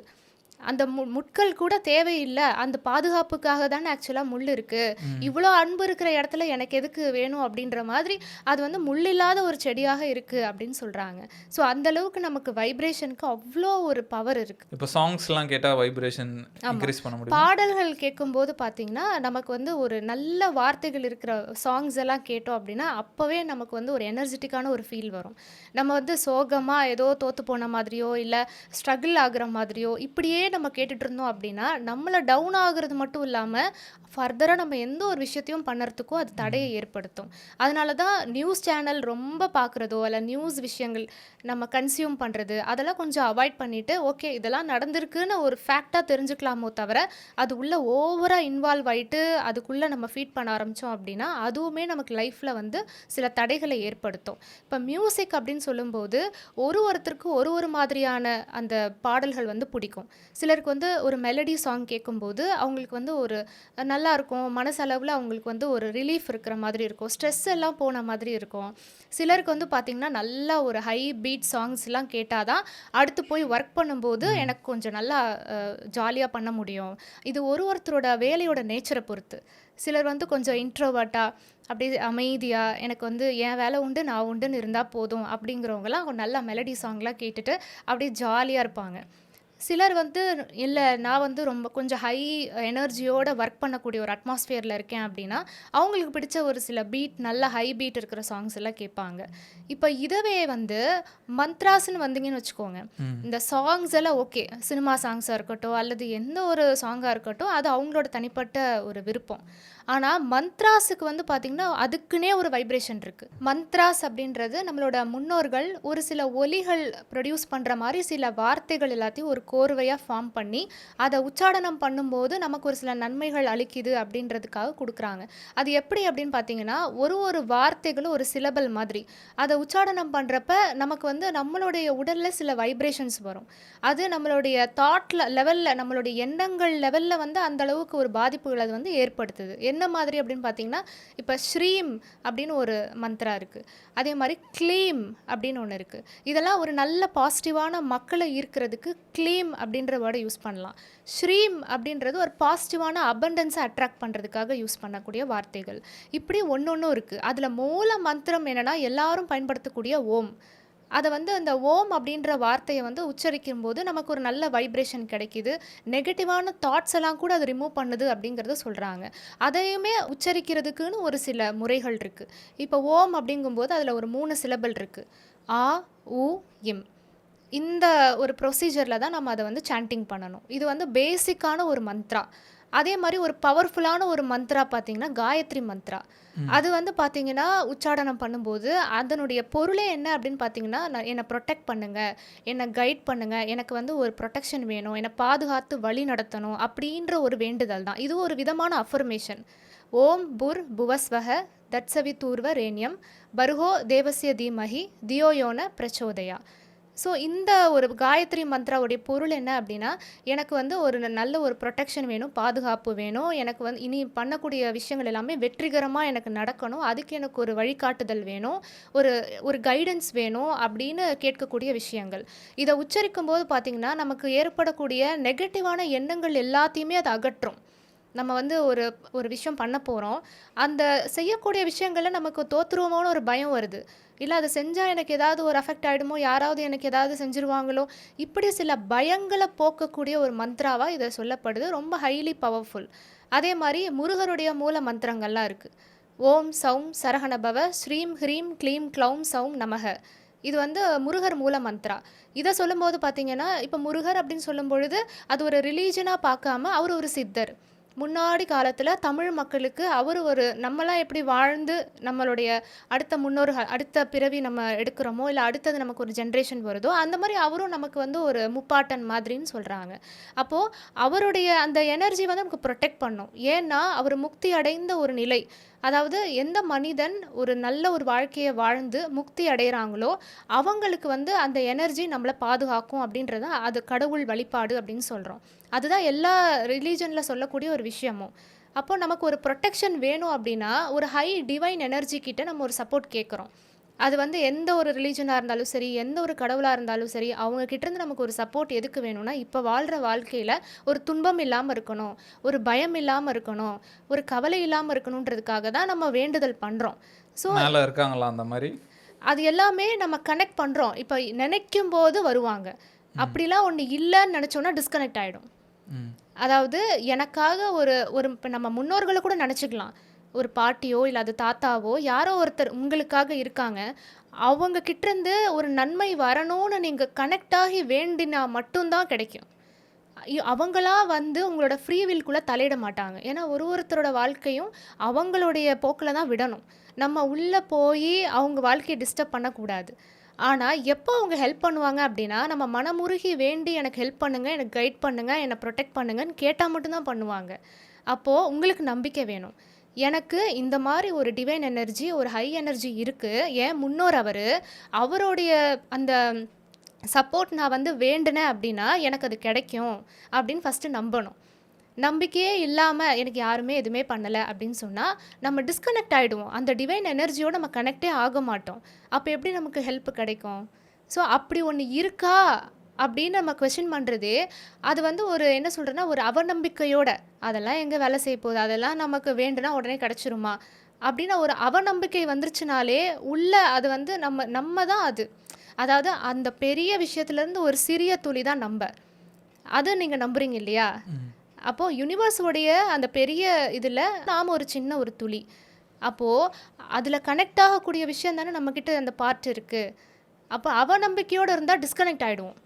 அப்படிலாம் ஒன்று இல்லவே இல்லை, நான் நம்ப மாட்டேன் அப்படின்னா நம்பிக்கை இல்லாதவங்களுக்கு டிஸ்கனெக்ட் ஆகிடும்.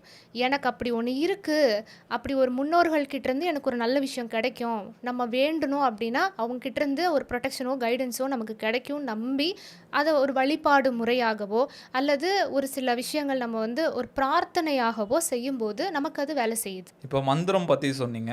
இப்போ யார் வேணால் மந்திரம்லாம் சொல்லலாமா? அது சேஃபா? ஏன்னா நான் நிறைய வீடியோஸ்லாம் பார்க்குறேன். என்ன சொல்கிறாங்கன்னா தப்பாக உச்சரிக்கும் போது அது பெரிய ஆபத்து ஏற்படுத்தும், சில பேருக்குலாம் பேச்சே எல்லாம் போயிருக்கு அப்படின்னு சொல்கிறாங்க. அதெல்லாம் உண்மையா? மந்திரங்கள் பொறுத்த வரைக்கும் கரெக்டாக அந்த ப்ரொனன்சியேஷனை படிச்சுட்டு அதுக்கேற்ற மாதிரி உச்சாடனம் பண்ணுறது தான் நல்லது.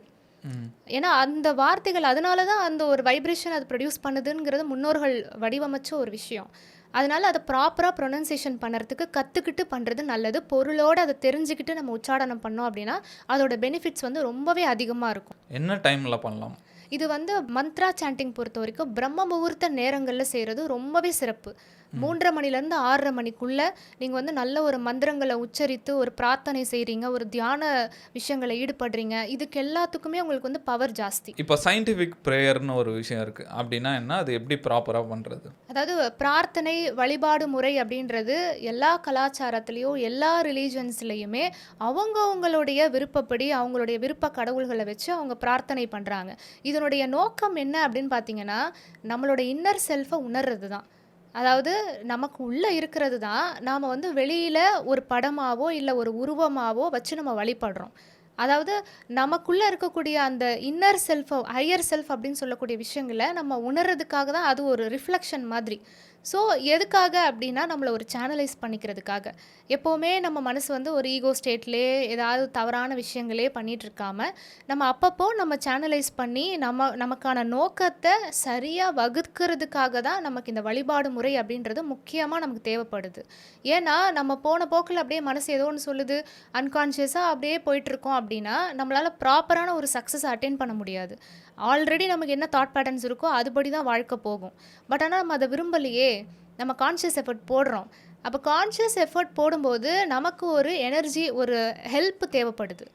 எல்லாமே நாமளே பண்ணிட்டு இருந்தோம் அப்படின்னா சில நேரங்கள்ல நமக்கு ஒரு ஹையர் எனர்ஜி கிட்ட இருந்து ஒரு சில உதவிகள் வேணும் நமக்கு. அப்படி இருக்கும் பட்சத்துல தான் நம்ம வந்து கடவுள நாடுறோம். அது கோவில்கள்ல போய் நம்ம கடவுள கும்பிட்டாலும் சரி, அல்லது வீட்ல நம்ம வந்து வழிபாடு முறை செய்றதும் சரி. விளக்கு ஏத்தும்போது பார்த்தீங்கன்னா, அந்த தீபம் வந்து ஒரு பாசிட்டிவ் எனர்ஜி குடுக்குது. ஒரு நெய் தீபம் போடுறோம் அப்படின்னா, அதுல ஒரு பாசிட்டிவ் எனர்ஜி இருக்கு. வீட்ல இருக்கக்கூடிய நெகட்டிவ்ஸ் எல்லாம் அது கிளென்ஸ் பண்ணும். தொடர்ந்து அந்த விளக்கு ஏற்றி வழிபாடு செய்றது அப்படின்றது ரொம்ப நல்ல விஷயம். இப்போ கிளென்ஸ் பண்றத பத்தி சொன்னீங்க. வேற என்னென்னலாம் பண்ணலாம் வீட்ல நல்ல எனர்ஜி வச்சுக்கிறதுக்காக? வீட்டுக்கு உள்ள வந்து பார்த்தீங்கன்னா, தூபம் போடுறது நல்லது. சாம்பிராணி அந்த மூலிகை எல்லாம் போட்டு, அதுல வந்து சாம்பிராணி போடும்போது பார்த்தீங்கன்னா, அதுலயுமே நமக்கு வீட்ல இருக்கக்கூடிய நெகட்டிவ் எனர்ஜிலாம் ரிமூவ் பண்ணும். அதே மாரி மாட்டோடைய சாணத்த வந்து நல்லா காய வச்சுட்டு, அதுல இருக்கக்கூடிய ஒரு வரட்டி மாதிரி இருக்கும் இல்லையா? அத சாம்பிராணியா போட்டு, அதுல இருக்கக்கூடிய புகைய ஃபுல்லா வீடு முழுக்க ஒரு நாள் ஃபுல்லா மாசத்துல அட்லீஸ்ட் ஒரு நாள் அந்த மாரி நீங்க பண்ணிட்டீங்க அப்படின்னா, கம்ப்ளீட்டா நெகட்டிவா இருக்கக்கூடிய விஷயங்கள் எல்லாமே அது கிளியர் பண்ணும். ஸோ இந்த மாரி பண்ணலாம். ஏன் வீடு நெகட்டிவா இருக்குன்னு பார்த்தீங்கன்னா, ஒரு நாளுமே மக்கள் வராங்க, போறாங்க. யாராவது ஃப்ரெண்ட்ஸ் வருவாங்க, அல்லது அக்கம் பக்கத்துல இருக்கிறவங்க வருவாங்க. அவங்கலாம் என்ன நெனப்பாங்கன்னு தெரியாது. அவங்களோட எண்ணங்கள் எப்படி இருக்கும்னு தெரியாது. அவங்க பேசுற வார்த்தைகளா இருக்கும். நம்ம டிவி ஓடிட்டே இருக்கு. ஏதோ ஒரு சீரியல் ஓடுதுன்னு வச்சுக்கோங்க. ஒரு மாசம் முழுக்க அழுற சீரியலே ஓடிட்டு இருந்தா, அந்த வீடே நெகட்டிவ் ஆயிரும். இல்லையா? அப்ப அத கிளென்ஸ் பண்ணி தான் ஆகணும். இப்போ எனர்ஜி பத்தி சொன்னீங்க. நான் வந்து எனர்ஜிக்கு ரொம்ப இம்பார்ட்டன்ஸ் குடுப்பேன். அத முடிஞ்ச அளவுக்கு சேவ் பண்ணணும்னு பார்ப்பேன். தேவையில்லாத விஷயத்துக்குலாம் செலவு பண்ணக்கூடாதுன்னு நெனைப்பேன். நெறைய பேருக்கு அத பத்தி தெரிய மாட்டேங்குது. ஏன்னா, இப்போ வந்து ஒரு விஷயம் நம்ம பண்றோம்னா, எனர்ஜி போடுறோம்னா, அதுக்கான கெயின் நம்மளுக்கு கிடைக்கணும். நெறைய பேர் வந்து இப்போ போய் ஒரு மியூசிக் கான்சர்ட் போய் அங்க கத்துறாங்க, எனர்ஜி போடுறாங்க. அதுக்கு திருப்பி நம்மளுக்கு எதுவுமே கிடைக்காது. அந்த மாரிலாம் இருக்கு. அதுவும் இல்லாம இப்போ ஒரு தப்பான ஆளுகிட்ட போம்போது நம்மளோட எனர்ஜிலாம் ட்ரெயின் ஆகுது அப்படின்ற மாரி சொல்றாங்க. அதாவது நம்ம செயல்கள் எல்லாமே ஒரு கர்ம யோகம்னு சொல்லுவாங்க. அதாவது செய்யக்கூடிய விஷயங்கள் எல்லாமே ஒரு கர்ம யோகம் தான். நீங்க அந்த எனர்ஜிய சேவ் பண்ணணும் அப்படின்னா, கர்ம யோகியா இருந்தீங்கன்னா சேவ் ஆகும். அது எப்படி கர்ம யோகியா இருக்கலாம் அப்படின்னா, நீங்க வந்து ஒரு விஷயத்த பண்றீங்க அப்படின்னா, பாஸ்ட்டுக்கோ, ஃபியூச்சருக்கோ போகாம அந்த வேலையிலே நீங்க கவனத்தோட செஞ்சீங்கனாலே, அதுதான் உங்களுக்கு வந்து பார்த்தீங்கன்னா, எனர்ஜி சேவ் பண்ணக்கூடிய ஒரு சூட்சுமமே. நீங்க கம்ப்ளீட்டா சரண்டர்ல பண்றீங்க. அந்த பாஸ்ட், ஃபியூச்சர்லாம் இல்ல. பிரசன்ட்ல அந்த வேலையாவே மாறி, இதுதான் எனக்கு இப்போ என் பணி இதுதான் அப்படின்னு பண்றாங்க இல்லையா? அப்படி செய்யும்போது பார்த்தீங்கன்னா, எனர்ஜி வேஸ்ட் ஆகாது. அதுக்காக தான் எண்ணங்கள குறைக்கிறதுக்கு மூச்ச கவனிக்க சொல்றதே. ஏன் நான் அதெல்லாம் பண்ணணும் அப்படின்னு சில பேர் கொஸ்டின். அதெல்லாம் நார்மலா ஹியூமன் பீயிங்ஸ்க்கு வரக்கூடியது தானே. எண்ணங்கள் வரும். அத ஏன் நம்ம கண்டுக்கணும் அப்படின்னு. பட் ஆனா, அந்த எண்ணங்கள குறைச்சு நம்ம பிரசன்ட் மொமெண்ட்ல அவேர்னஸோட, அந்த விழிப்புணர்வோட விட்னஸா இருந்து பண்ணும்போது, நமக்கு வந்து அந்த சக்திய வந்து நம்மளால ரீட்டெயின் பண்ணிக்க முடியும். அதிகமா விரயமாகாம பார்த்துக்க முடியும். ஏன்னா, அதிக எண்ணங்கள், அதிக சக்தி செலவாகுதுன்னு அர்த்தம். அந்த தாட்ஸ்ன்றதே எனர்ஜி தானே. நீங்க பாட்டுக்கு தாட்ஸ ப்ரொடியூஸ் பண்ணிட்டே இருக்கீங்க. கண்டத அப்படியே விட்டுட்டு இருக்கீங்க அப்படின்னா, எனர்ஜி உங்கள விட்டு போயிட்டே இருக்குன்னு அர்த்தம். இன்னும் அதுக்கு பதில் சொல்றது, அதுக்கு ஏதாவது அந்த ஓவர் திங்கிங்க்கு வந்து ஃபைட் பண்றது, இப்படிலாம் பண்ணா இன்னும் மொத்தமா ட்ரெயின் ஆயிடும். அதுக்கப்புறம் பார்த்தீங்கன்னா, எந்த ஒர்க்லயுமே உங்களுக்கு எனர்ஜெட்டிக்கா பண்ண முடியாது. அதுவாவே மாறுனா மட்டும் தான் எனர்ஜெட்டிக்கா பண்ண முடியும். அப்போ ஒரு நெகட்டிவான பெர்சனா இருந்தா உங்ககிட்ட இருந்து தள்ளி இருக்கிறது நல்ல விஷயம்ன்றீங்க. இப்ப நெகட்டிவான ஒரு பெர்சன அட்ராக்ட் பண்றதே நம்ம தானே. இல்லையா? நம்ம வந்து நம்ம மைண்ட் எப்பவுமே ரொம்ப உஷாரா இருக்கும். நான் கரெக்ட்டு, சுத்தி இருக்கவன்லாம் தப்பு. அப்படிதான் கடைசி வரைக்கும் போராடும். ஏன்னா, அந்த ஈகோ வந்து அதால பொறுத்துக்கவே முடியாது. நான் சரியில்ல அப்படின்னு சொன்னாலே, நம்மளால அத ஏத்துக்க முடியுமா? முடியாது. அப்ப ப்ளேம் ஷிஃப்டிங். ஏன்னா, அது அப்படியே ஜாலியா இருக்கணும். அதுக்கு பாரம் இல்லாம இருக்கணுன்றதுனால, இன்னொருத்தன் மேல பழி போட்டுட்டு, இவன் நெகட்டிவா இருக்கான், தள்ளி வச்சுடுறேன். அப்ப எத்தன பேர் தள்ளி வைப்பீங்க? அந்த நெகட்டிவ் அட்ராக்ட் பண்ணதே நம்ம தான். அப்போ நமக்குள்ள தான் நம்ம சரி பண்ணிக்கணும். நம்ம ஹீல் பண்ணிக்கணும். ஏதோ ஒரு தாட் பேட்டர்ன் தப்பா இருக்கு. அத சரி பண்ணா சுத்தி இருக்கிறவன் பாசிட்டிவா வருவான். நெகட்டிவ் எல்லாம் நான் தள்ளி வச்சுடுறேன் அப்படின்னா, அப்போ உலகத்துல இருக்க யார்ட்டயுமே பேச முடியாது. நான் சொன்ன கதை தான். மொத்தமா எனக்கு மனுஷனே வேண்டாம். மலை உச்சியில போய் உட்காந்துக்கிறேன். அப்படிதான் போனோம். அதாவது புத்தருடைய ஒரு கதையில சொல்லுவாங்க. அங்குலிமாலா அப்படின்னு ஒரு திருடர் இருந்தாரு. அவர் வந்து எல்லாரையும் வந்து கொலை பண்ணிட்டு, அந்த விரல எல்லாத்தையும் கட் பண்ணி மாலையா போட்டிருப்பாராம். ஆனா புத்தர்கிட்ட மட்டும் எதுவுமே அவரால பண்ண முடியலையாம். அதாவது ஒரு மனுஷனோட குணம் அரக்கனா இருந்தாலும் சரி, எப்படி இருந்தாலும் சரி, நம்ம கிட்ட ஒரு நல்ல தாட் பேட்டர்ன்ஸ் இருந்துச்சு அப்படின்னா, கெட்ட மனுஷனா இருந்தா கூட நம்மளுக்கு எந்த ஒரு தீங்கும் பண்ண முடியாதுன்னு சொல்றாங்க. அதனால நம்ம கிட்ட இருந்து தான் எல்லாமே வருது. அடுத்தவங்கிட்ட எதுவுமே இல்ல. இப்போ நம்ம தாட்ஸுக்கு வந்து ஒரு எனர்ஜி இருக்கு. நம்ம ஒரு விஷுவல் பண்ணும்போது அந்த எனர்ஜி அட்ராக்ட் பண்ணி எடுத்துட்டு வருவோன்னுவாங்க. எப்படி நம்ம ப்ராப்பராக விஷுவலைசேஷன் பண்ணுறது? விஷுவலைசேஷன்னா என்ன? விஷுவலைசேஷன் அப்படின்றது பார்த்தீங்கன்னா அகக்காட்சிப்படுத்துறது. இந்த உலகத்தில் இதுவரைக்கும் உருவான எல்லாமே பார்த்தீங்கன்னா யாரோ ஒருத்தர் ஏதோ ஒன்று விஷுவலைஸ் பண்ண ஒரு விஷயம்தான். அந்த காட்சிப்படுத்தாமல் எதுவுமே மேனிஃபெஸ்டேஷன் நடக்காது. ஒரு பொருளாக இருக்கலாம், வீடாக இருக்கலாம், எதுவாக இருந்தாலும் ஒரு பொருள் ஒன்று உருவாகுது அப்படின்னாலே மனதில் ஃபஸ்ட்டு ஒரு காட்சி வந்திருக்கும். ஒரு தையல் தைக்கிறோம் அப்படின்னா கூட ஃபஸ்ட்டு ஒரு ட்ரெஸ் எப்படி இருக்கும் அப்படின்னு ஒரு இமேஜினேஷன் வரும். மனசில் க்ரியேஷன் அப்படின்னு ஒன்று இருந்துச்சுன்னா தான் அடுத்தது மேனிஃபெஸ்டேஷன் மெட்டீரியலைஸ் ஆகும். இப்போது ஒரு சிலரால் பார்த்தீங்கன்னா விஷுவலைஸே பண்ண முடியாது. இப்போ நீங்கள் வந்து உங்களுக்கு பிடிச்ச ஒரு சீனரியை நீங்கள் நினச்சிக்கோங்க, உங்களுக்கு வின் பண்ணுற மாதிரியோ இல்லை எங்கேயோ போய் ஸ்டேஜில் அவார்டு வாங்குற மாதிரியோ நீங்கள் கற்பனை பண்ணுங்க அப்படின்னு சொன்னால் ஒரு சிலரால் பண்ண முடியாது. அது பிடிச்சது தான், அதுக்காக தான் ஒர்க் பண்ணுறாங்க, ஆனால் பண்ண முடியாது. இது ரொம்பவே ஆச்சரியமாக இருக்கும். ஏன் பண்ண முடியாதுன்னா அவங்களுக்கு ஒரு பயம் உள்ள. அந்த அகக்காட்சி படுத்துறதுக்கே பயம் அப்படின்னா எப்படி அதை மேனிஃபெஸ்ட் பண்ண முடியும்? So what you cannot visualise you cannot materialise. இந்த கான்செப்ட் வந்து விஷுவலைசேஷனில் ரொம்ப முக்கியம். அதாவது உங்களால் விஷுவலைஸே பண்ண முடியல அப்படின்னா அதை உங்களால் மெட்டீரியலைஸ் பண்ணவே முடியாது. அதுக்கான கான்ஷியஸ் எஃபர்ட் போட்டுக்கிட்டே இருப்பீங்க. ஏன் ரிப்பீட்டட் ஃபெயிலியர் வருது? இதெல்லாம் நான் கிளையண்ட்ஸ் கவுன்சிலிங் பண்ணும்போது அவங்க ரிப்பீட்டடாக ஃபெயிலியர்னு ஒரு கேஸ் சொல்லுவாங்க. அப்போது ஜஸ்ட்டு விஷுவலைஸ் பண்ணுங்கன்னு சொன்னால் பண்ண முடியலன்பாங்க. ஏன்னா பயம். அதை அந்த ரூட் காஸ் தேடும்போது ஒரு வேளை எனக்கு ஜெயிச்சிட்டா எனக்கு ஜெலசி பீப்புள் அட்ராக்ட் பண்ணிடுவனோ, அல்லது எனக்கு இந்த ஒரு ஒரு சக்ஸஸ்ஃபுல்லான ஒரு இடத்துல இருக்கும்போது என்னென்ன ட்ரபிள்ஸ் வருங்கிறத மனசு வந்து ஆராய்ச்சி பண்ணுது. ஏன்னா எப்போவுமே ஆழ் மனசு நம்மளை சேஃபாகவே வச்சுக்கணும், நம்மளை வந்து கம்ஃபர்ட் ஜோன்லேயே வச்சுக்கணும். ஒரு நல்ல ஒரு வெற்றியாளனாக பார்த்துட்டா இந்த சமூகம் எனக்கு வந்து ஏதாவது ட்ரபிள் கொடுத்துட்டா என்ன பண்ணுறது, இல்லை ஒரு எனிமிட்டிஸ் ஃபார்ம் ஆகிடும்ல. ஸோ அதெல்லாம் நல்லா ஹேண்டில் பண்ண முடியாமல் போயிட்டா என்ன பண்ணுறது? அப்போ ஆழ் மனசு தடுத்துரும். வேணாம், நீ போவே போகாத, நீ இங்கேயே இருந்துக்கோ, நீ எதுவுமே அச்சீவ் பண்ண வேண்டாம் அப்படின்னு தடுத்துரும். ஸோ இது ரொம்ப முக்கியம். அப்போது நீங்கள் ஏன் அப்போ கான்ஷியஸாக நீங்கள் பண்ணிகிட்டே இருக்கீங்க, எனக்கு இது வேணும், அச்சீவ் பண்ணணும் அப்படின்னு. ஆனால் தெரியவே தெரில உங்களுக்கு. உள்ள அன்கான்ஷியஸாக உங்களுக்கு இப்படி ஒரு பேட்டர்ன் இருக்குன்னே தெரியாமல் வேலை பார்த்துக்கிட்டே இருப்பாங்க. ஆனால் அவங்களுக்கு ஃபெயிலியர்ஸ் மட்டுமே வரும். ஏன் வருது? அப்போ அவங்களுக்கு அந்த ரூட் காஸ் தேடும்போது பயம் உள்ளுக்குள்ளே, அவங்களுக்கு ஏதோ ஒரு ஸ்ட்ராங் ஃபியர் இருக்குது. ஸோ அதனால கூட அவங்களால விஷுவலைஸ் பண்ண முடியாது. ஸோ அகக்காட்சி படுத்துறதுக்கு தான் ஃபஸ்ட்டு ஸ்டெப்பே. எந்த ஒரு விஷயம் நீங்கள் க்ரியேட் பண்ணணும் அப்படின்னாலுமே மனசுக்குள்ளே முதல்ல அந்த கிளியர் பிக்சர் வருதான்னு பார்க்கணும். ஒரு மூவி மாதிரி ஓடுதான்னு பார்க்கணும். அப்படி ஓடுதுனாலே உங்களுக்கு 50% அடுத்தது உங்களுக்கு நெக்ஸ்ட் ஸ்டெப் போயிடலாம். ஒரு வேளை வரலை, ட்ரபிள் இருக்குது அப்படின்னா உங்கள் ஆள் மனசில் ஏதோ ஒரு பயமோ பதட்டமோ அல்லது ஒரு சந்தேகமோ லோ கான்ஃபிடென்ஸோ ஏதோ ஒன்று இருக்குதுன்னு அர்த்தம். அதை கிளியர் பண்ணால் மட்டும்தான் அடுத்த ஸ்டெப்புக்கே போக முடியும். இப்போ நம்ம விஷுவல் பண்ணுறோம், நம்ம என்னென்னமோ நினைக்கிறோம், கார் வாங்கணும் அது வாங்கணுன்ட்டு. அதுக்கு அடுத்த ஸ்டெப் என்ன? எப்படி அது நடக்குது? அதாவது ஒரு விஷயத்தை நீங்கள் வந்து கோல் ஃபிக்ஸ் பண்ணுறீங்க, வேணும் எனக்கு இது நடக்கணும் அப்படின்னு நினைக்கிறீங்க. அப்போது ஃபஸ்ட்டு நம்ம ஏற்கனவே பார்த்த மாதிரி தடைகள் ரிமூவ் பண்ணணும். தடைகள் ரிமூவ் பண்ணோம் அப்படின்னா ஆல்ரெடி கிராட்டிடியூடாக ஃபீல் பண்ணுறதா இருக்கட்டும், அல்லது இந்த மனுஷங்க ரொம்ப கிரட்ஜஸாக கோவப்படுறது, ரொம்ப அவங்க மேலே பொறாமப்படுறது, இந்த மாதிரி குணங்கள் எல்லாத்தையும் ரிமூவ் பண்ணணும். அப்படி நல்ல குணங்கள் ஃபஸ்ட்டு நமக்கு வரணும். அப்போ தான் வைப்ரேஷன் ஹையாக இருக்கும். ஃபஸ்ட்டு ஹை வைப்ரேஷனுக்கு நாம் வரணும். அடுத்தது பார்த்திங்கன்னா அஃபர்மேஷன்ஸ், பாசிட்டிவான விஷயங்கள். எனக்கு அந்த தகுதி இருக்குது, எனக்கு வந்து நான் அந்த தகுதியோடு இருக்கிறனால தான் நான் அதை அட்ராக்ட் பண்ணுறேன். ஏன்னா ஒரு சிலருக்கு வந்து எனக்கு அந்த தகுதி இருக்கான ஒரு டவுட் இருக்கும். அப்போ அந்த செல்ஃப் டவுட்டை ரிமூவ் பண்ணணும். நான் வந்து இதுக்கு தகுதி தான், எனக்கு இது வந்து கிடைச்சா நான் இதை கரெக்டாக நான் அதை யூஸ் பண்ணிக்குவேன், அது போனாலும் சக்ஸஸ் அப்படின்ற விஷயத்தை நான் வந்து ரொம்ப என்ஜாய் பண்ணுவேன், ஹாப்பியாக இருப்பேன் அப்படின்னு அஃபர்மேஷன் சொல்லணும். அடுத்தது வந்து விஷுவலைஸ் பண்ணலாம். ஸோ எப்படிலாம் நம்ம இது இருக்க போகிறோம் அப்படின்னு ஃபைனல் அவுட்புட், அந்த ஃபைனலாக என்ன மாதிரி இருந்தால் எனக்கு ஹாப்பியாக இருக்கும் அப்படின்னு ஒரு பிக்சர் இருக்கும் இல்லையா? ஒரு அவார்டு வாங்குற மாதிரியோ அல்லது கம்ப்ளீட்டாக முடிஞ்சதுக்கப்புறமா எனக்கு ஒரு ரிசல்ட், எல்லோரும் கங்க்ராச்சுலேஷன் சூப்பர் அப்படின்னு சொல்கிறது, இந்த மாதிரி விஷயங்களை இமேஜின் பண்ணலாம். இதெல்லாம் பண்ண முடிஞ்சிச்சு அப்படின்னாலே நீங்கள் கரெக்டான ட்ராக்கில் தான் போயிட்டுருக்கீங்கன்னு அர்த்தம். அடுத்து நீங்கள் கான்ஷியஸாக எஃபர்ட் போடணும், ஒர்க் பண்ணணும். அந்த நான் அப்படியே சும்மா கனவு காண்டுகிட்டே உட்காந்துருப்பேன் அப்படின்னு இல்லாமல் வேலை பார்க்கணும். ஸோ ஒர்க் பண்ணும்போது தான் நமக்கு வந்து பார்த்திங்கன்னா அந்த அடுத்தடுத்த இது வந்து ஓப்பன் ஆகும். அந்த சேனல் எப்போ ஓப்பன் ஆகும் அப்படின்னா பிளாக்கேஜஸ் ரிமூவ் பண்ணணும். அடுத்தது நமக்கான விஷயங்களை உள்ளே பாசிட்டிவாக கொண்டு போய்க்கணும். ஐதர் அஃபர்மேஷன், விஷுவலைசேஷன், குணங்கள் எல்லாம் கொஞ்சம் கரெக்ஷன் பண்ணிக்கணும்.